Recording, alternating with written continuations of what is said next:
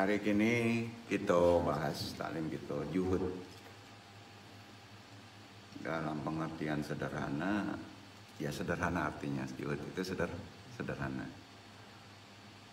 Terkait dengan pesan-pesan spiritual atau religiolitas yang sifatnya sederhana.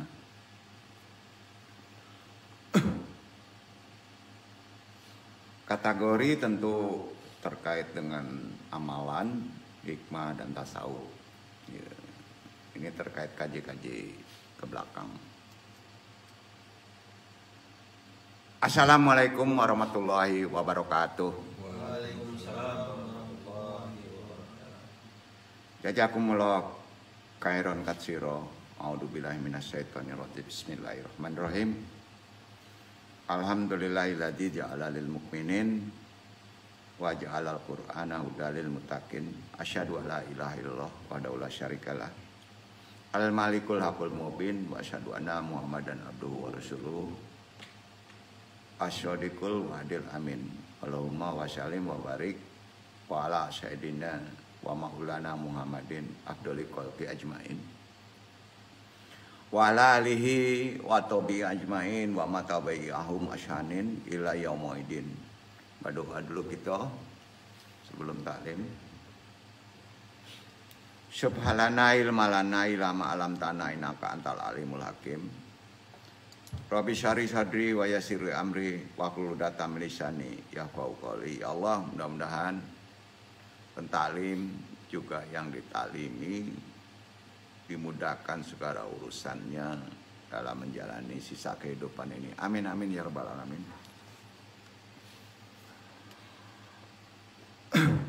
Wajali wajiro min ahli Robbana taqbainana wa baina qaumina bihaqi anta khairul fatikin. Allahumma innaka afuwun karim tuhibbu afwa wa'fu anna ya karim. Sa'adatul masyayikh iwan ya ma'a rahimakumullah, tentunya yang dimuliakan Allah. Hari ini mungkin kita ada kemalangan kali ya, musibah juga, dipanggil ke rahmatullah Ibunda Ikhwan kita kalau nggak salah ya. Nah, jadi insya Allah karena belum ada perwakilan, dong nggak bisa tahlil. Ya. Mungkin beliau masih tahlil. Langsung saja kita ke risalah. Kita pahami perkara juhud dan terkait amalannya ya. Nah, ini penting. Amma ba'du. Sama kita tahu jarang ulama mengkaji juhud. Jarang, karena juhud itu koridornya kepada spiritual. Ya. Arti kata jangkauan pemahaman taklimnya itu untuk dipahami secara awam agak susah sebetulnya juhud. Karena sering pengertiannya berbeda daripada amalannya. Kalau di Andung arti juhud itu perlu dipahami seluruh umat Islam. Pasalnya juhud merupakan suatu istilah ada di Quran yang berkaitan dengan kehidupan dunia dan kehidupan akhirat terkait. Jadi orang yang bisa juhud, bersikap juhud ya, itu sikap tabiat juhud. Itu bahasanya begini, lebih fokus pada kepentingan akhirat daripada kepentingan dunia. Itu orang yang mempunyai sikap juhud. Fokusnya kepentingan akhirat nanti ya. Kadangkala kalau salah persepsi dia cuek dengan dunia, bergaul cuek. Bukan begitu pengertian juhud. Islam itu termasuk agama sosial kan. Juhud itu harus kuat empati sosialnya. Setiap seorang muslim tentunya harus memiliki sikap ini dalam menjalani kehidupan. Hal ini sesuai dengan teladan yang telah diperlihatkan oleh idola kita, Nabi besar kita Muhammad SAW. Juga para sahabat pengikutnya. Karenanya arti juhud adalah meninggalkan kemewahan dunia dan mengharapkan kebahagiaan akhirat. Ada tetapinya. Tetapi hal ini bukan berarti seorang muslim ini harus membenci harta, ya, dan menjalani kehidupan berkekurangan di dunia. Enggak begitu, ya. Nanti ada orang sampai ditarik ke makomat malamat, ya, nggak mau dia berharta, ya, pakaiannya compang-camping. Justru itu nggak boleh di Islam. Cuman pengertian juhud itu tidak terlena terhadap dunia gitu, ya, karena kehidupan kita yang sesungguhnya bukan di sini kan, ya, di sini hanya ladang. Itu sebabnya arti juhud bisa bersikap minimalis dan tidak membeli sesuatu yang tidak dibutuhkan. Sederhana, ya. Pemahaman ini termasuk upaya manusia supaya bisa mengalihkan perhatiannya jauh dari dunia. Jadi secara bahasa bukan menjauhi. Juhud itu sendiri berasal dari bahasa Arab yang artinya tidak ingin terhadap sesuatu atau meninggalkannya. Itu arti bahasanya. Menurut kamus juga, terutama bahasa Indonesia, arti juhud adalah perihal meninggalkan keduniawian. Kalau ini nggak dijelaskan, nanti dia lebih seru hidup seperti pertapa kan. Nah, itu sulitnya dipahami juhud. Kalau dari buku ensiklopedia Islam disebutkan bahwa arti juhud adalah meninggalkan kemewahan duniawi dengan mengharapkan kebahagiaan akhirat untuk memperoleh ridha Allah. Ini ada betulnya. Tapi bukan arti kata kita tidak boleh berharta. Karena itu orang yang mempunyai karakter bersikap juhud adalah mereka yang hanya fokus pada kepentingan akhirat atau kepentingan surgawinya dengan amalan-amalannya. Walaupun menurut beberapa pendapat juga menyebutkannya, juhud bukan berarti melupakan dunia ya. Jadi praktek amalannya tidak memerlukan harta kekayaan di dunia dan tidak hidup dengan mencari harta kekayaan seperti manusia kebanyakan. Spiritual juhudnya itu mempunyai kekuatan tersendiri, Pak, kalau kita mempunyai karakter juhud. Orang yang mempunyai karakter juhud hanya mencari harta seperlunya. Justru dia dikejar harta asal cukup bertahan hidup, ya. Jadi bisa dikatakan arti juhud adalah keputusan melupakan dunia untuk mencintai Allah. Masya Allah aja gitu. Karenanya jumhur sejumlah ulama juga berpendapat sebagai berikut. Salah satunya Imam Abu Sulaiman Ad-Darani. Pengertian juhud adalah meninggalkan segala sesuatu yang menyibukkan seseorang hanya kepada Allah. Imam Junaidi Al-Baghdadi, arti juhud juga menganggap kecil dunia dan menghapus pengaruhnya di hati. Begitu juga Syekh Wahid bin Warad, arti juhud adalah tidak merasa putus asa tatkala harta benda dunia terlepas dari genggaman dan tidak merasa senang ketika ada perkara dunia yang datang. Biasa saja. Begitu juga Ibnu Ajibah, arti juhud adalah terbebas hati dari ketergantungan selain Allah. Ini lebih spiritual. Imam Syupan At-Tasyari memahami juhud adalah terbatasnya angan-angan. Ya. Kita kan kalau ingin sesuatu berangan-angan dulu, dia terbatas. Ya. Sedangkan dalil tentang ajaran juhud adalah pertama Al-Quran surat Al-Hadid ayat 23. Jadi juhud itu ajaran Islam. Ya, dibaca dulu Ikhwan ya, 23 ya. Kita sandarkan ke sana. A'udzu billahi minasy syaithanir rajim. Bismillahirrahmanirrahim.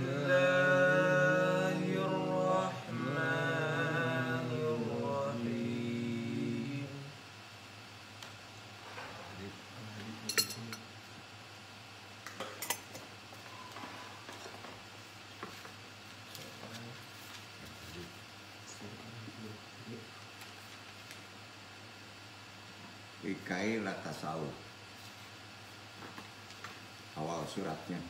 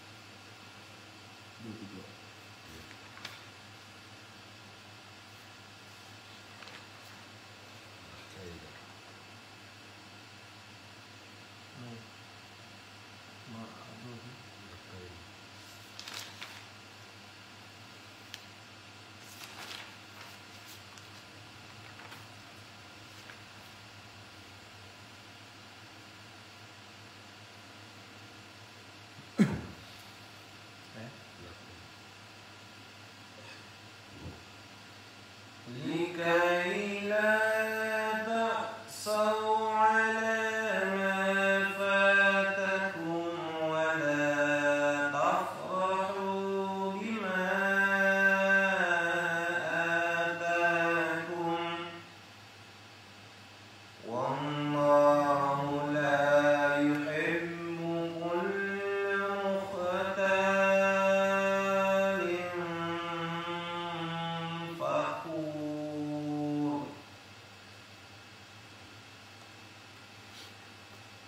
Kami menjelaskannya yang demikian itu supaya kamu jangan berduka cita terhadap apa yang luput dari kamu, dan supaya kamu jangan terlalu bergembira terhadap apa yang diberikannya kepadamu.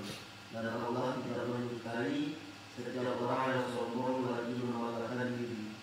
Ini kami jelaskan yang demikian itu supaya kamu jangan berduka cita terhadap apa yang luput dari kamu. Kalau kita nggak dapat, ya kita biasa aja.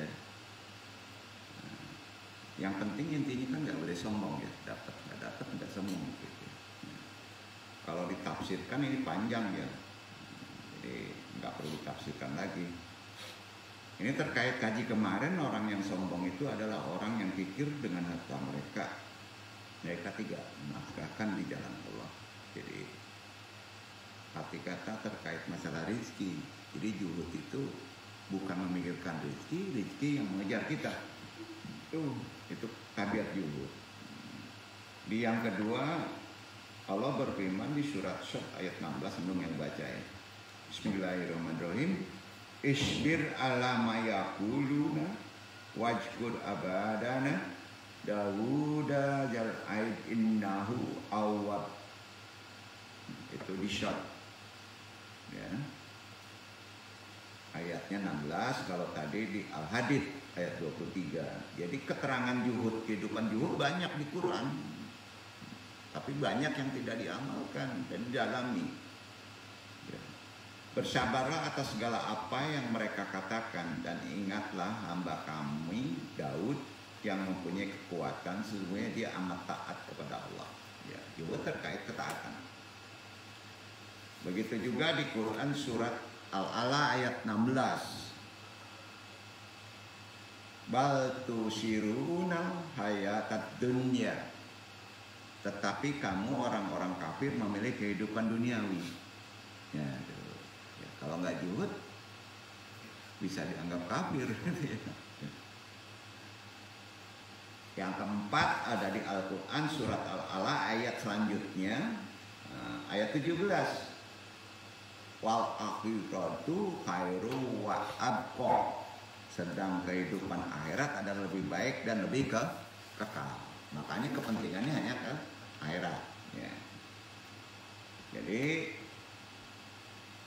untuk bisa kita tidak terpengaruh dengan harta dunia, dan kalau kita tidak terpengaruh, dia harta datang itu Ada amalan. Rasulullah bersabda. Jadi doanya gini. Jadi kalau niat kita mempunyai karakter zuhud, diminta, bukan miskin. Kita nggak terpengaruh. Ya. Riwayat Tirmidzi, An-Nasai, Al-Hakim. Doanya Allahumma arjukna kaufaka alladhi yakuyiduna an masyiatika wa ta'atika mimma yakulu dunia illa junnatik wa yumil lana aidan altika alati tunir alayana kulu masyayib al dunia. Ya Allah, anugerahkan kepada kami rasa takut kepadamu yang membatasi antara kami dengan perbuatan maksiat kepadamu, dan berikan ketaatan kepadamu yang mengantarkan kami ke surgamu, dan anugerahkanlah pula keyakinan yang akan menyebabkan ringan bagi kami segala musibah di dunia. Jadi zuhud itu ada musibah biasa aja jadi ringan. Itu doa.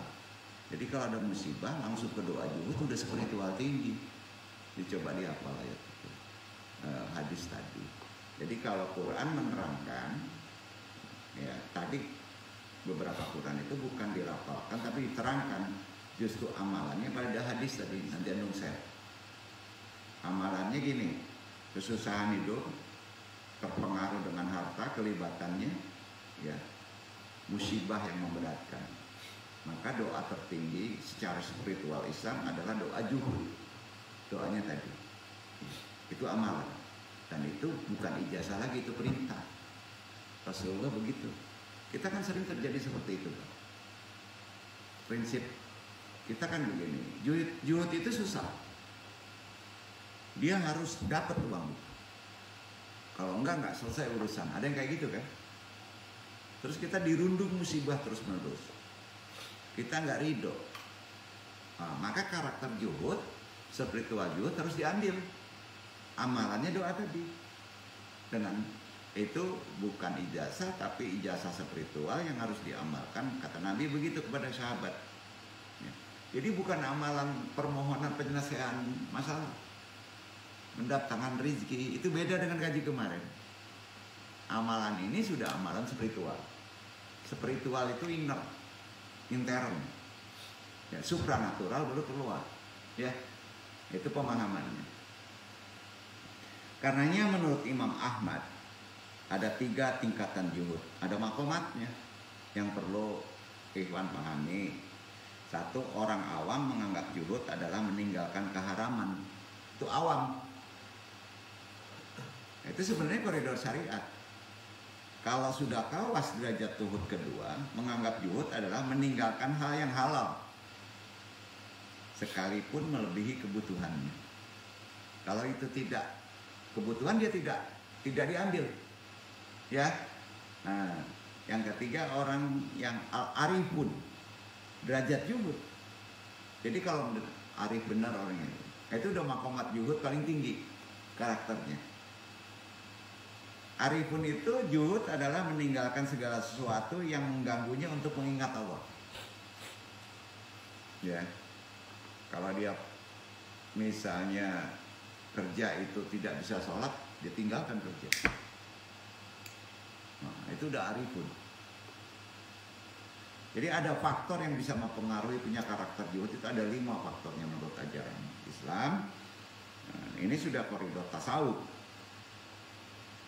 Coba memikirkan pertama kehidupan akhirat dengan menganggap dunia sebagai ladang akhirat.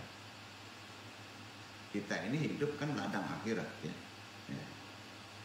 Memang begitu, bukan dianggap, harus begitu. Maka karakter zuhud akan nempel.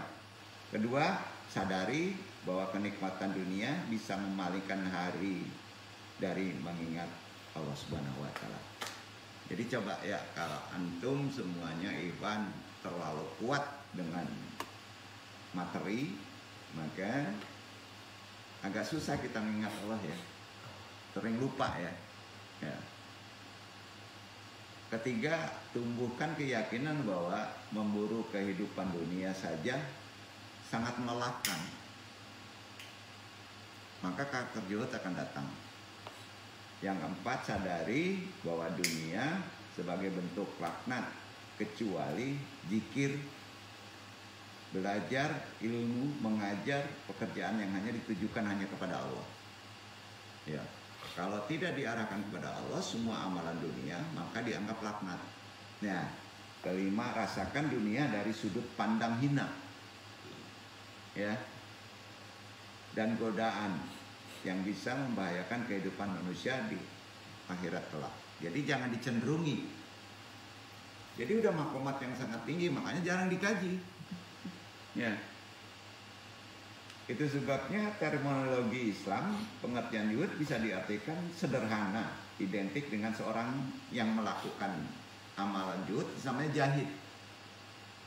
Apa namanya? Jahid. Dari kata zuhud, seorang mujahid. Berarti dia hidupnya sederhana. Tapi bukan menghilangkan kesederhanaan.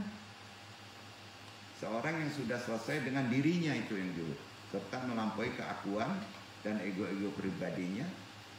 Ya, melampauinya bukan ego, sudah tidak dipikirkan dan tidak mau memakainya. Ya. Jadi sikap zuhud paralel dengan ketakwaan kan? Ajaran takwa kan? Seakan tidak lagi memiliki hasad berlebihan pada kehendak dan keinginan duniawi. Nah, kalau ditanya pemimpin yang zuhud itu gimana sih? Sering kan mendengar nih, wah, ini presiden kita zuhud banget gitu ya. Nah, orang sering menganggapnya sederhana kan? Jadi kalau pemimpin itu zuhud, selalu lapang hati, memahami tugas amanah kepemimpinannya yang hakiki, prioritas apa yang mesti didahulukan demi untuk menjaga kesejahteraan umat atau rakyatnya. Nah, bisa dikatakan iza istima'a halalu wal haramu golibal haram. Jika bercampur perkara halal dan haram, maka dia memutuskan haram. Ya, maka memutuskan haram. Kalau tercampur, ingat haram itu ada dua. Ya, ada yang sifat materi, ada yang sifat tidak materi. Halal, tapi mendapatkannya haram, maka dia menjadi haram. Paham ya? Nah, itulah yang membuat ulama dulu, kalau ulama lama nggak mau berperan dalam pemerintahan, jadi dipilih misalnya anggota dewan atau menjadi wali kota, dia nggak mau karena beresiko, amanahnya berat. Ulama dulu, ya. Akan tetapi sekarang ini nggak boleh pula, ini nggak zuhud juga kalau kita meninggalkan itu.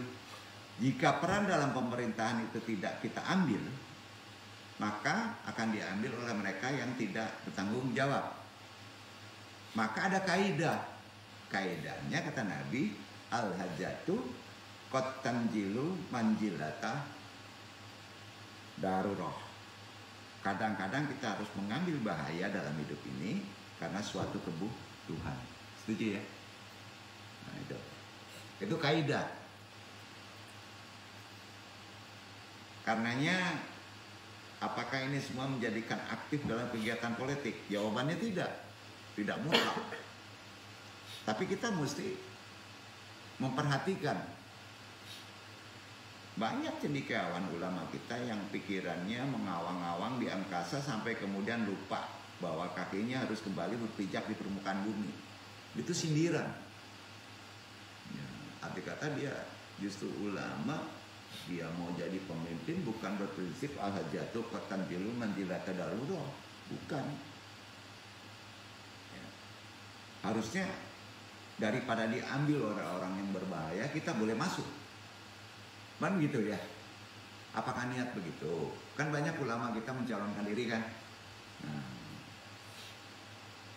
itulah zuhud. Ya. Kalau disebut tipikal orang yang sudah selesai dengan dirinya, itu zuhud. Bisa mengalahkan ego. Ia seumpama kaum sufi yang telah memiliki segalanya. Puas. Kajinya kemarin, qanaah. ya kan, merasa cukup. Nah, jadi kalau Anung jabarkan tadi, pengertian zuhud kan sudah karakter yang berat sebetulnya ya di kehidupan sekarang ya. Nah, karenanya spiritualnya tinggi ya.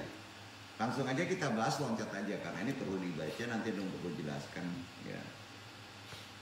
Di sini kita pahami, Anung hanya bisa menasihati para ulama, kita ini ulama, cendekiawan, agar tidak lagi terjebak ke dalam iklim yang ada sekarang, pragmatisme, hedonisme.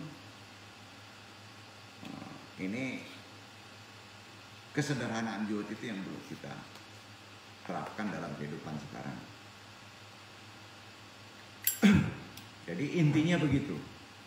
Dan ada beberapa derajat perkara zuhud dan kadarnya yang perlu kita pahami.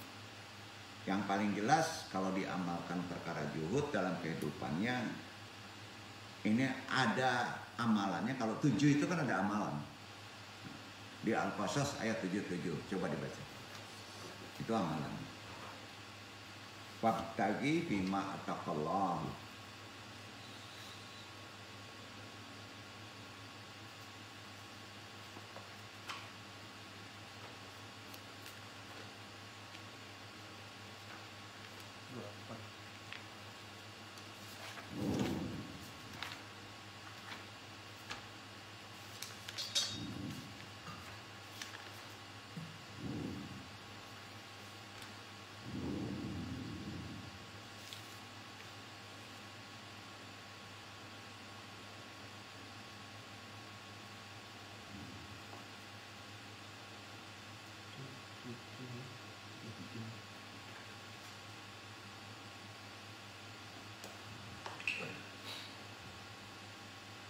وابتغ فيما آتاك الله الدار الآخرة ولا تنس نصيبك من الدنيا وأحسن كما أحسن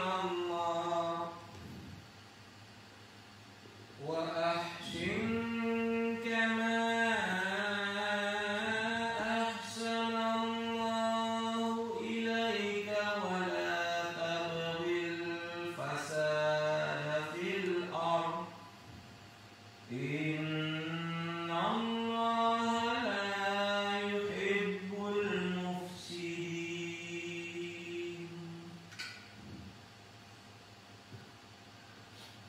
Dan carilah pada apa yang telah dianugerahkan Allah kepadamu, kebahagiaan di dunia akhirat, dan janganlah kamu melupakan kebahagiaanmu dari kenikmatan duniawi, dan berbuat-baiklah kepada orang lain bagaimana Allah telah berbuat baik kepadamu, dan janganlah kamu berbuat kerusakan di muka bumi. Sesungguhnya Allah tidak menyukai orang-orang yang berbuat kerusakan. Jelas ya. Prioritas pertama apa, Pak? Carilah apa yang dianugerahkan Allah kepadamu, kebahagiaan negeri akhirat. Ya. Sedekah, kurban. Ya, itu kan untuk akhirat. Ya. Dan jangan kamu melupakan bahagianmu dari kenikmatan duniawi, ya kan? Itu zuhud. Ya. Jadi kalau kita tidak jelaskan zuhud itu nanti kan nggak mau ngambil dunia kan, ya. Salah juga Pak. Berbuat baik kepada orang lain, hukum sosial. Sebagaimana Allah berbuat baik, harus dipraktekkan. Zuhud nggak perlu tahu dengan lingkungan. Harus empatinya kuat. Jangan kamu berbuat kerusakan di muka bumi, ya. Nah, itu zuhud. Ayat ini menunjukkan diamalkan, ya, bahwa betapa luhurnya ajaran Islam kan, ya. Dibandingkan dengan ajaran falsafah yang ada di muka bumi ini. Jadi Islam itu kan menganjurkan adanya keseimbangan hidup, Furqan, dengan menjadikan dunia ini sebagai ladang dan alat. Dunia ini hanya alat untuk mencari kebahagiaan akhirat. Ya. Bukan menjadikannya sebagai tujuan. Jadi kalau cita-cita kita misalnya menerapkan kepada anak untuk menjadi orang sukses, ya, kaya jadi jadi manajer, itu udah salah, Pak. Udah salah, ya. Biasakan perilaku juhud ini dalam kehidupan sekarang karena akhirul zaman kita masuk umatnya. Tidak cerdas kita. Jadi sudah saatnya kita membiasakan diri berperilaku juhud. Pelakunya yang disebut jahid, ya, adalah sebutan bagi orang yang berperilaku juhud. Karena itu seorang jahid yang berperilaku juhud memiliki ciri. Kira-kira cirinya apa? Jelas hidupnya sederhana walaupun kaya.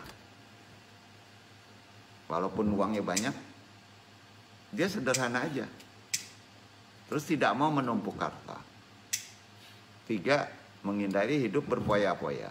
4, selalu mengedepankan kepentingan akhirat. Ya. 5, sangat berhati-hati dalam memperoleh atau mencari nafkah. Karena tercampur aja dia udah dianggap haram kan.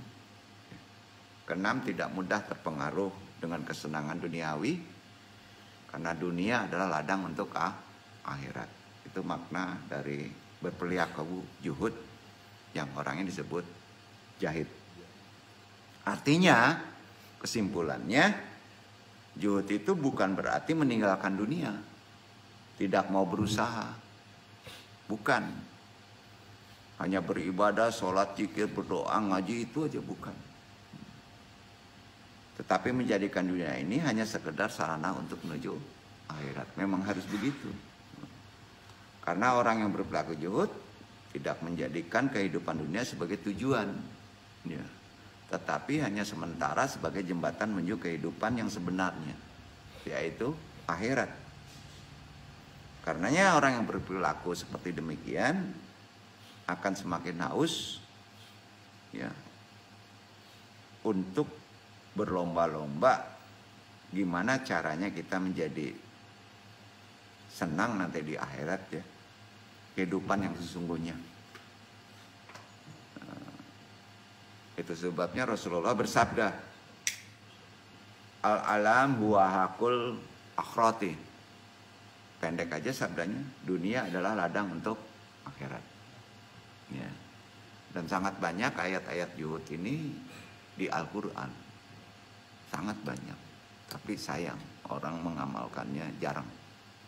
Salah satu amalan juhud, belum sampaikan saja, itu adalah amalan spiritual sebetulnya. Kalau antum ingin masuk surga, boleh berencana. Itu di juhud. Ya. Rencana kita kan pengen surga, ya. Kita nggak usah munafik, ya. Jadi ada 6 hal dalam ajaran juhud untuk menjadikan umat Islam masuk surga. Ketika melewati neraka, ya, maka otomatis ditutup dan surga dibuka. Pas kita lewat neraka, ditutup tuh pintunya, sehingga kita bahasa mudahnya tidak bisa masuk surga karena tertutup. Itu juhud kehidupan kita waktu sebelumnya. Gimana mau masuk neraka kalau ketutup? Gitu kan? Gampang aja gajinya, ya. Triknya gimana? Jangan lewat ketika neraka dibuka. Kan gampang. Ya, neraka dunia ada nggak? Jangan lewat. Ya. Kalau terpancing dengan maksiat, jangan lakukan gitu. Ya. Jadi kita punya kunci untuk surga. Kalau kita tidak maksiat, kita pasti punya kunci surga. Hukumnya gitu. Juga memiliki kunci 2. Kunci untuk bisa menutup neraka. Ya. Jadi ke-6 perkara tadi itu harus kita miliki dalam kajian juhud. Ini termasuk spiritual dalam konteks tasawuf. Pertama, ya, Yang kita mesti miliki, kita harus ma'rifatullah. Bahwa Allah adalah zat yang super. Karena dialah pencipta, gitu aja. Pemberi rezeki dan yang menghidupkan. Ya kan? Pokoknya takluk kepada Allah. Ya. Setiap saat kita harus ingat bahwa yang terpenting hidup kita adalah Allah. Betul kan? Umat Islam kan hendaknya tidak hanya ingat uang, kan enggak ya. Ya. Dan kekayaan. Pokoknya harus ingat Allah gitu. Itu ma'rifatullah. Setelah mengenal Allah, maka kemudian akan bisa taat kepada Allah. Maka kunci satu ada. Karena ada 7 tahapan untuk mencapai surga. Yang kedua, apa lagi? Tadi ma'rifatullah. Yang kedua harus mengenal setan. Ya kan? Gampang aja kalau Dando. Itu kajian zuhud. Gimana sih kondisi yang musuh kita? Gimana mau ngalahin musuh kalau kita nggak tahu kondisi musuh ya? Harus mengenal setan. Ma'rifatul setan. Aduh, itu ajaran di zuhud. Orang yang kenal setan pasti akan menjauhi perintah setan. Gitu aja logikanya. Bukannya kenal setan tapi malah terus akrab. Wah, itu kacau tuh. Nah, kejar-kejar ya, streaming ya, diakrabin kan kacau nih. Kita mengenal belajar. Kelemahan kita apa? Gitu. Kita mesti gimana? Ketiga, ya. Mengerti bahwa akhirat adalah darul baqo. Tahu darul baqo? Rumah keabadian. Nah. Kan rumah abadi sana. Di sini rumah abadi enggak? Enggak. Tolong ingat itu. Itu pentingnya zuhud.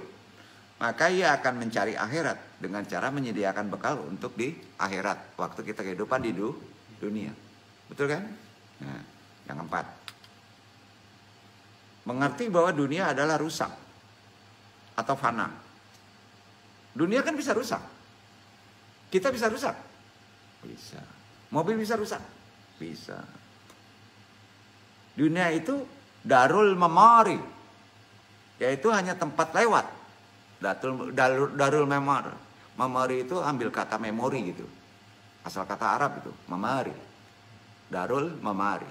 Ya. Tempat lewat aja. Numpang minum gitu, kata Nabi gitu. Jadi kalau kita udah mengerti dunia hanya tempat lewat, maka kemudian ia membuang dunia kecuali bekal sekedarnya untuk menuju akhirat. Setuju? Ladang. Ya kan? Yang kelima, mengerti hukum-hukum yang benar. Itu ajaran zuhud. Setelah mengerti, maka kita mengikuti serta mengamalkannya. Ada fikih, tatanan syariat. Ya. Keenam, mengerti barang batil. Maksudnya barang yang tidak benar kemudian menjauhi. Ya. Maksud dari barang batil kehidupan sekarang apa, Pak? Riba. Adalah bukan barang syahih. Mengikutinya pasti salah. Maka kena hukum haram. Bukan ajaran zuhud. Dan ajaran zuhud ajaran tertinggi, Pak. Selalu mementingkan akhirat, bukan meninggalkan dunia. Karena di sini ladang. Ya. Tolong pegang ya 6 kunci itu. Punya 6 hal tadi menyebabkan surga dibuka. Pasti. Neraka ditutup. Kalau hal ini harus gimana, Pak? Ainul yakin. 6 tadi itu harus ainul yakin karena Quran. Iya kan? Kan itu jarang diamalkan. Karenanya kalau ingin lancar rezeki sebenarnya di situ. Amalannya pendek aja. Ini termasuk amalan zuhud loh. Ya. Barang siapa mengucapkan salam, mereka lakukan jika ia bertemu dengan orang lain, umumnya salam kan. Antum kalau menjemputkan salam, itu kalau bertemu ada lawan orang lain ya. Pertanyaannya, apakah salam itu harus ada orang yang lain yang terlihat? Tidak mutlak. Ke kuburan harus salam. Terus kan? Assalamualaikum wahai ahli kubur. Itu didengar oleh mereka. Nah sekarang ke benda harus salam. Harus. Karena ada rezeki. Tapi ucapannya harus tuntunan syariat. Jangan disamakan dengan ucapan yang terlihat dengan mata seperti manusia. Assalamualaikum, waalaikumsalam, gitu kan? Beda lagi. Di saat masuk rumah, sendiri pun seharusnya selalu mengucapkan salam. Ini pernah dong bahas. Sekalipun di rumah itu tidak ada siapa-siapa. Coba ya, Mak, ini rumah gue nih. Jelas nggak ada siapa, kunci orang di kita kan? Salam nggak? Bukan aja orang yang juhud tuh. Karena apa? Pengertian salam itu bukan menghormati. Salam itu doa. Bapak assalamualaikum itu bapak-bapak udah berdoa. Baik untuk dia maupun untuk kita. Tolong ingat ya, saya sampaikan. Yang namanya assalamualaikum warahmatullahi itu doa. Jadi amalan agar rezeki kita lancar dan tidak menjadi fakir, maka ketika masuk rumah, khususnya walaupun rumah kita sendiri tidak ada orang, yang dimungkinkan tidak ada orang yang menjawabnya, maka doa itu sampai. Jadi nggak perlu pakai salawat. Ya, kalau orang juhud dekat itu, maka kita membaca salam untuk diri kita sendiri, mendoakan untuk diri kita sendiri. Bacaannya bukan ijazah ya, ini amalan. Tolong masuk rumah walaupun sendiri. Ya. Kalau rumah orang lain kita dititipin, tetap dianggap sama. Ucapkan assalamu alaina wa ala ibadillahis sholihin. Tolong amalin tuh. Berarti antum sudah mengamalkan kehidupan juhud. Sampai ya. Keselamatan semoga dilimpahkan kepada diri kami. Assalamu alaina. Ya kan? Nah, dan hamba-hamba Allah yang soleh. Apakah orang yang soleh mati? Tidak. Kemudian para malaikat yang akan menjawab salam kita ucapkan. Insya Allah. Ya. Kenapa orang yang mengucapkan ijazah salam tersebut dari kajian juhud, rezekinya menjadi lancar? Logikanya begitu. Itu kan pendek. Assalamualaikum wa ala ibadillah sholihin. Kenapa? Rezekinya jadi lancar. Orang yang mengamalkan bacaan tadi, kata Quran, mendapat jaminan dari Allah. Tahiyatan min indillahi mubarakatan tayyibatan. Mendapatkan keberkahan dari sisi Allah. Setiap orang yang mendapatkan keberkahan dari Allah, tidak mungkin orang tersebut hidupnya miskin. Kalau kita diberkahin Allah, nggak masuk akal hidupnya miskin. Materi loh. Jadi juhud penting, karena kita hidup di dunia ini diuji. Hidup dunia pasti tak lepas dengan yang namanya problem, cobaan. Di saat manusia mendapatkan cobaan, maka juhudlah. Dari Allah tentunya, apakah mampu untuk menyikapinya atau sebaliknya. Cobaan datang pada siapa saja. Baik orang soleh, baik orang kafir, baik orang jolim, pasti ada. Karena kehidupan dunia adalah cobaan. Juhudlah. Tidak melihat orang itu miskin, kaya, lemah, kuat, bahkan pejabat. Semua pasti mendapatkan cobaan kan? Nah, karenanya ada konsep yang disebut sabar. Itu syariat. Sabar itu kan ada 3 makom. Makom itu artinya tingkatan. Ya kan? Yang dimaksud dengan makom itu adalah klasemen atau kelas. Klasemennya gimana? Kita makom sabarnya di mana? 3 ciri sabar. Yang tertinggi di juhud. Satu, ciri sabar dengan meninggalkan mengeluh. Ini makomnya tabiin. Namanya tabiin. Generasi setelah Nabi. Jadi generasi setelah Nabi itu nggak bisa mengeluh. Jarang ngeluh. Ngeluh itu menganggap pemutus rezeki. Ya, dianggap gitu. Yang kedua ridho. Makom ridho. Pada suatu ridho pada sesuatu yang sudah menjadi ketetapan Allah. Antum ridho nggak dikasih miskin, dikasih kaya, dikasih istri ini, dikasih anak ini? Nah, itulah yang disebut makom juhud.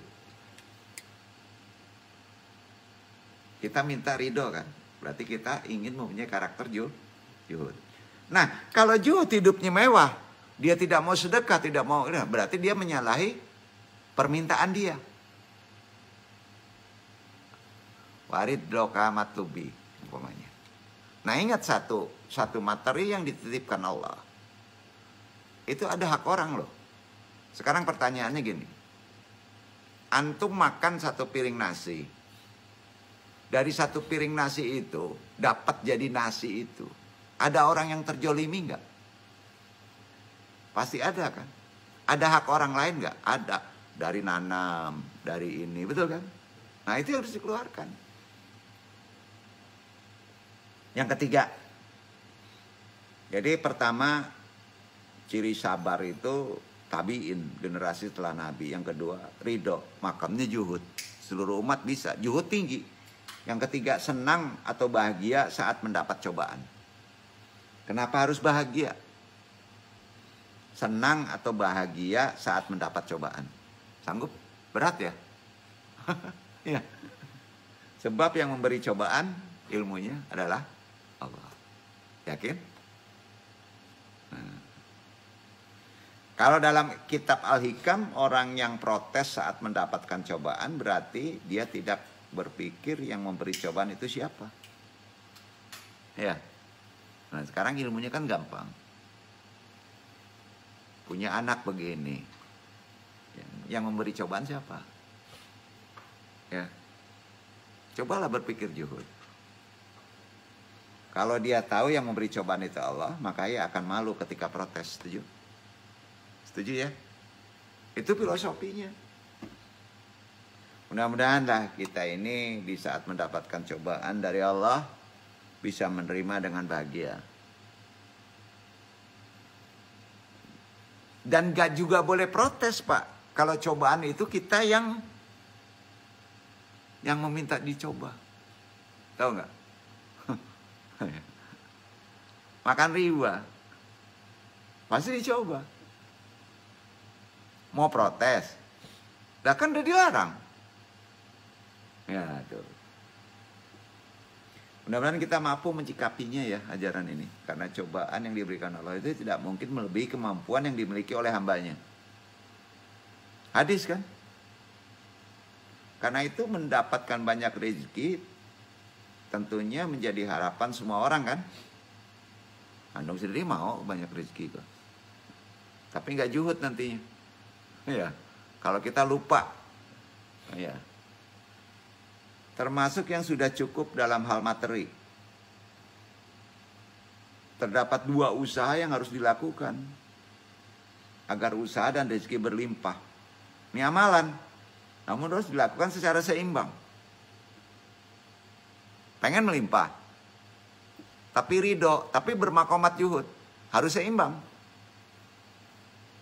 Dalam usaha terdapat 2 buah bentuk usaha. Pertama, yang namanya ikhtiar. Itu ada usaha zahir dan ada usaha batin. Yakin gitu? Gini, kita sering mendahulukan usaha zahir. Betul. Menyelesaikan apa yang termasuk masalah keuangan. Berusaha zahir tanpa batin, ya. Ikhtiar zahir tanpa batin, nggak sempurna kita. Enggak mendapatkan apa-apa. Penilaian Allah. Jadi tidak boleh jika keduanya tak seimbang. Usaha batin tanpa usaha zohir, gimana? Enggak juga dapat. Ya Allah, berilah kami istri. Usaha zohir gimana, Pak? Enggak dicari calon istrinya, enggak mau itiraf pendekatan, dapat. Hanya berdoa saja, ya Allah berikan rezeki, sholat malam, enggak kerja, gimana? Enggak dapat duit ya. Usaha batin saja tidak cukup kan? Maka hukum Islam adalah furqan. Kalau tidak mau furqan, takut Allah yang memfurqankan. Kalau Allah menyimbangkan, gawat kita. Setuju nggak tuh? Ada orang usaha zohir lupa kepada Allah, nggak juga benar. Kita sering mengandalkan kehebatan zohir kita. Orang sekarang tuh, jago dagang, jago marketing. Itu sama dengan lupa kepada Allah. Lalai kepada Allah. Itu masalah besar. Karena kita lupa kepada Allah, ini tidak dipandang seorang pengusaha, seorang ustadz pun sering kayak begitu. Lupa kepada Allah, bahwa kita harus mendatangi Allah terlebih dahulu. Intinya gitu. Kalau ajaran Yud, mana dulu prioritasnya? Usaha batin dulu atau zohir dulu? Usaha batin dulu.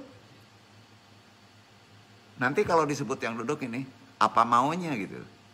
Lihat situasinya. Itu syariat.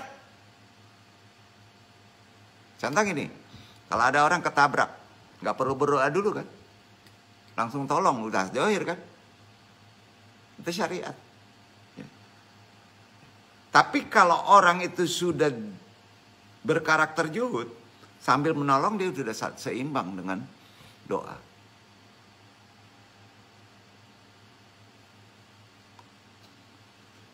Jadi yang harus dihadirkan datang ke Allah dulu baru ke zohir. Itu yang benar.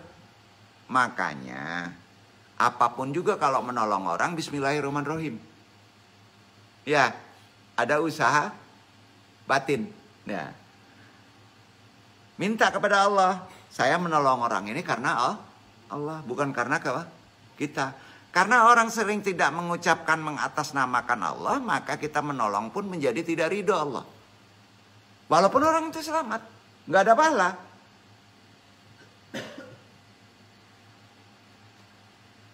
Perlu minta kepada Allah dulu, ngambil air wudhu, sholat 2 rakaat kalau bisa. Jadi ajaran zuhud gini, Bapak mau kerja supaya aman, supaya berkah, supaya dapat rezeki. Minta kepada siapa dulu? Kalau syariat suruhnya apa? Sholat duha. Ya, jadi sholat duha itu adalah salah satu pendatangkan rezeki. Rezeki itu ada 2. Ada rezeki izabi, ada rezeki silbi. Ya, kalau kita dengan sholat duha, ya, itu umum yang diutamakan sama Allah. Rezeki batin, silbi, selamat, sehat, tidak ketemu orang yang brengsek. Ya. Rezeki ini dapat, maka otomatis rezeki materinya nongol sendiri, ngejar. Duduk gak tuh? Itu keseimbangannya. Jadi ketika seorang hamba hanya melakukan usaha zohir tanpa mengikuti batin, maka dia sedang merugi. Artinya dia melupakan akhirat, bukan ajaran zuhud. Mendulukan dunia. Kalau kita pengen cari solusi tentang keuangan, tapi sholatnya ditinggal gimana? Ya. Istidras namanya. Banyak kan? Dikasih sama Allah. Tapi ingat penyeimbangannya gawat loh. Kalau Allah menyimbangi, jangan mau. Ya Allah jangan disimpangi ilmu ya. Nah, ngeri itu. Jadi kalau ingin dapat dunia, hilang akhiratnya lebih rugi dia. Dijamin. Maka tolong diketahui, usaha kita seperti apapun kita berusaha akan dapatkan sesuai yang Allah tentukan nggak? Akan lebih nanti. Kalau kita seimbang dengan usaha akhirat, akan lebih. Itu Quran. Lantas kita harus selalu berusaha dan jangan jauh dari Allah. Gitu aja. Ya. Maka tetap berusaha tapi jangan jauh dari Allah. Yang lebih sengsara lagi. Ada orang yang punya usaha dunia serius, lupa kepada Allah. Sukses lagi dia. Sudah tak sholat, Jumat sukses. Nggak bisa begitu Pak. Nggak sukses itu. Waktu dulu fakir, sholat ke masjid, akhirnya semakin fakir dia. Akhirnya tak sholat, Jumat ke masjid jadi kaya. Tambah kacau tuh. Berarti dia telah didaftarkan di neraka yang paling dalam. Itu kata Nabi. Lalu keduanya, baik usaha zahir ataupun usaha batin harus sama-sama seimbang. Maka tetaplah usaha zahir, tapi jangan lupa usaha batin. Semakin dekat kepada Allah, jangan sampai kita meninggalkan Jumat, sholat fardu, Masya Allah. Dengan Allah, Allah memberikan solusi. Allah memberikan jalan. Jadi itulah yang perlu Andung sampaikan. Dari kajian Juhud ini, masih banyak amalan. Insya Allah hari Senin kita bahas lebih dalam lagi. Karena hari ini nampaknya banyak yang kecapean ya. Banyak maaf, mudah-mudahan bermanfaat. Ayo Andung, assalamualaikum warahmatullahi wabarakatuh. Waalaikumsalam.